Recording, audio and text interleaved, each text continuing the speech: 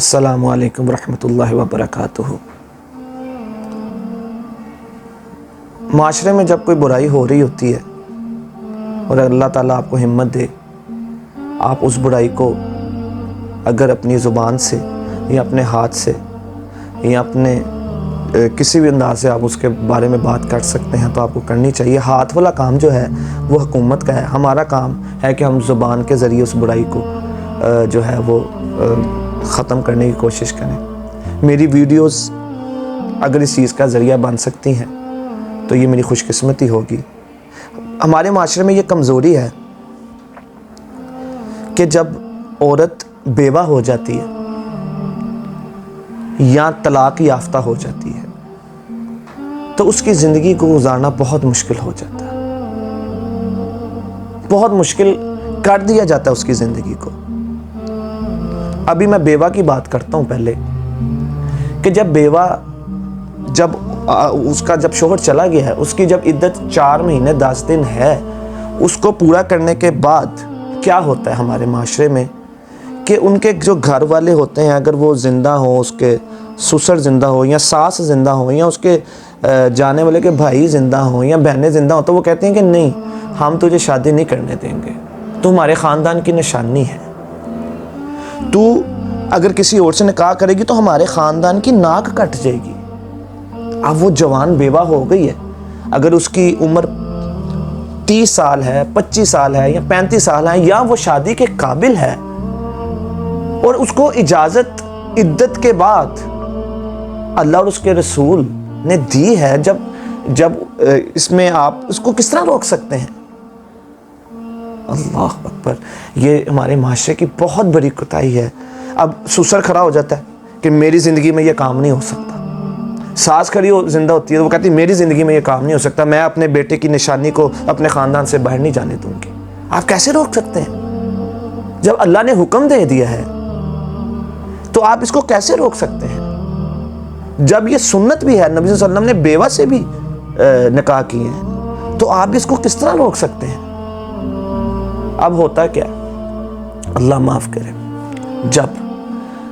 اب وہ بھی ایک عورت ہے، کچھ تو صبر کر جاتی ہے، اپنی زندگی کو خاموشی سے اپنی اولاد کی خاطر گزار دیتی ہیں۔ اب کچھ ایسی بھی ہوتی ہیں، اللہ معاف کرے، اب وہ انسان ہے، جوانی ہے، احساسات ہیں، جذبات ہیں، پھر کیا ہوتا ہے؟ سب کو پتہ ہے، سب کو پتہ ہے، پھر برائی کا ارتکاب ہو جاتا ہے، زنا کا ارتکاب ہو جاتا ہے، پھر وہ معاملات جو ہیں سب کو پتہ ہے کہ ایسا ہوتا ہے، لیکن کوئی دیکھنے والا یہ نہیں دیکھتا کہ ہم اس کے نکاح میں رکاوٹ بنے، ہم نے اس کی شادی نہیں ہونے دی، اس کو حلال راستہ نہیں اپنانے دیا، کوئی یہ نہیں دیکھتا۔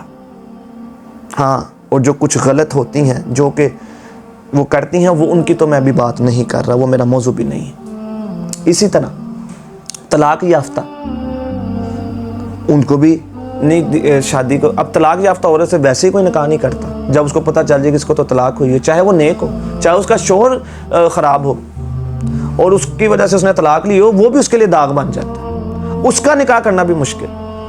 اب کیا ہوتا ہے، اس کو بھی نکاح نہیں کرنے دیا جاتا، اب وہ اس داغ کی وجہ سے نکاح نہیں کر سکتی، اب اس کو جب رشتہ ملتا ہے تو وہ بہت ہی زیادہ عمر والا بندہ ہوتا ہے۔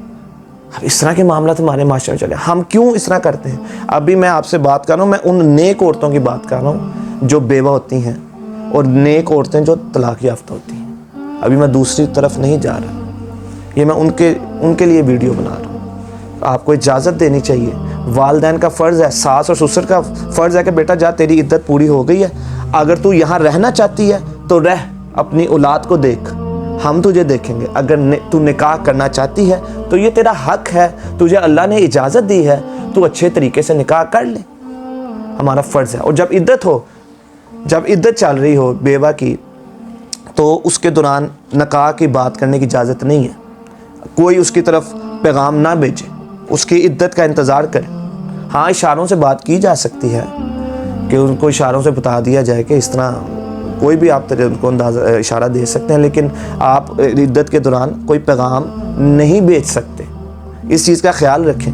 کوئی خفیہ رابطہ نہیں کر سکتے آپ بیوہ سے، پھر 4 مہینے 10 دن جب گزر جائیں آپ اچھے طریقے سے نکاح کریں اور اجازت دیں، اس چیز سے نہ روکیں۔ یہ چیز جو ہے معاشرے میں برائی کا جو ہے وہ باعث بنتی ہے۔ تو اس چیز سے میرا یہی پیغام پہنچانا ہے کہ بیوہ عورتوں کو، طلاق یافتہ عورتوں کو حق ہے، یہ ان کا حق ہے، کوئی بھی ان کو منع نہیں کر سکتا نکاح کرنے سے۔ اگر وہ رہنا چاہے اپنی اولاد کے ساتھ، نکاح نہیں کرنا چاہتی تب بھی ان کو اجازت ہے، اگر وہ کرنا چاہیں تب بھی اجازت ہے۔